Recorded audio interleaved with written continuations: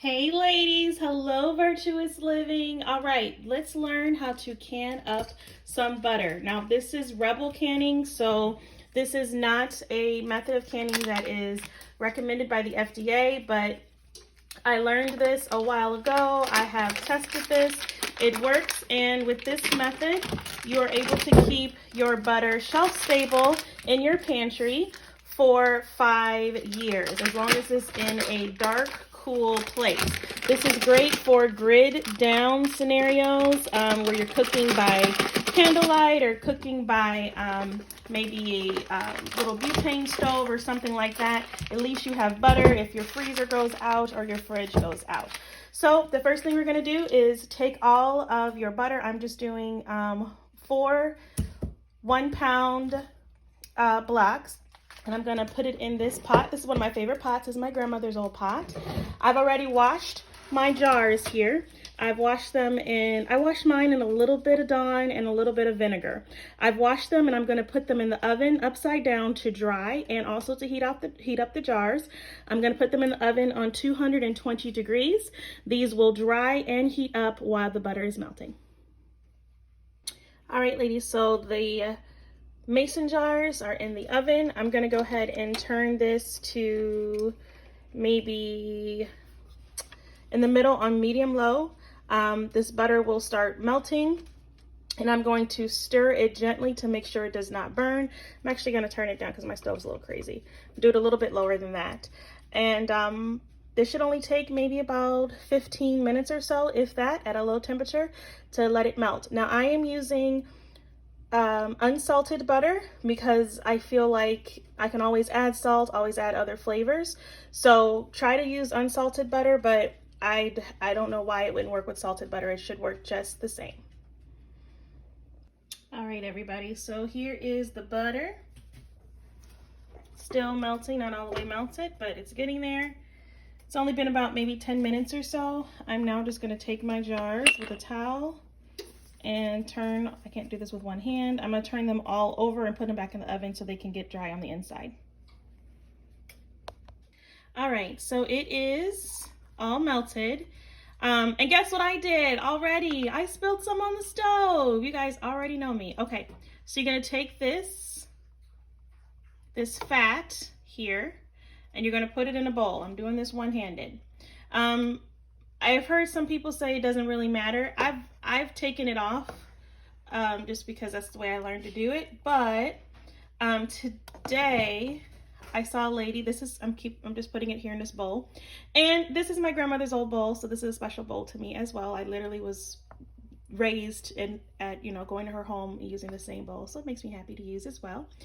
I heard someone say that they keep this here for popcorn. So I'm gonna make some popcorn later today and use these little fat pieces here, or milk solids, as my butter for my popcorn. So I'm gonna go ahead and take all this off with my other hand and I'll be right back. Okay everyone, so I took the jars out of the oven. They are dry. I'm just gonna take my little funnel here and I'm going to, these jars are hot, so I'm just gonna ladle. I can only do this, I only have one hand, guys. So I'm gonna ladle the butter into these jars.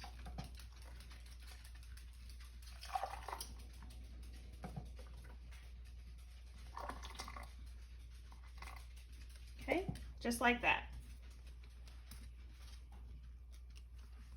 Woo, it's hot. Just like that. And you wanna leave some headspace, so fill it up to about there. And we're gonna do the other jars and I'll be right back. Okay everyone, so I filled the jars and I did have some butter left over, and I'm not gonna wash any jars to can. I'm just gonna put my leftover butter in another mason jar and just put it in the fridge and just use it normally. I don't usually can 4 pounds at a time, so I think I underestimated how much butter I had. But I'm just gonna put a little bit of vinegar in a bowl here. And you're just going to dip your towel or rag, whatever you're using, in the vinegar.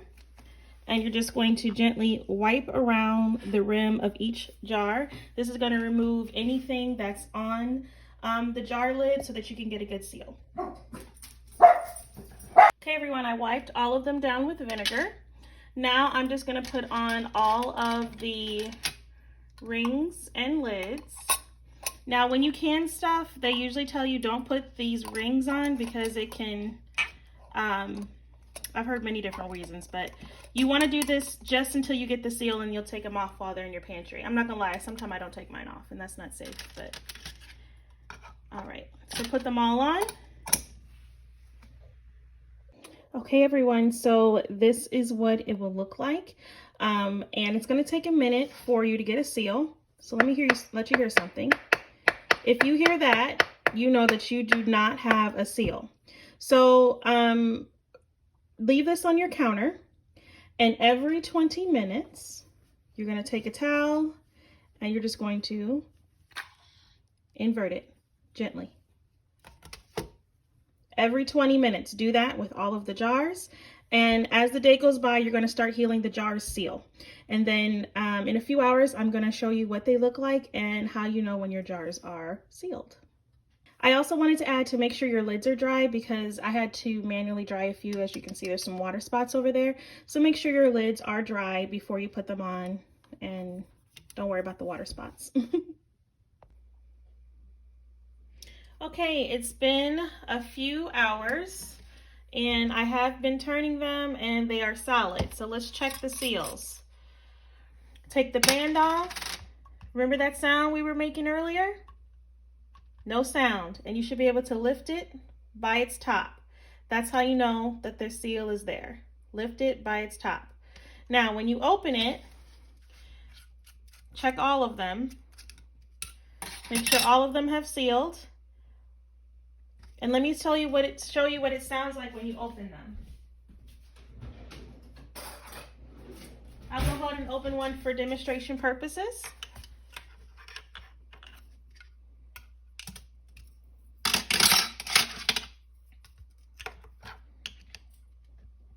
Did you guys hear that sound it made? And as you can see, it's solid, not going anywhere, not moving. And of course, I can't put this one back in my cabinet because I broke the seal, but I'll put it in my fridge and I'll just use it. But the rest of these, go ahead and check them. Make sure you can lift it up by the top. No sound.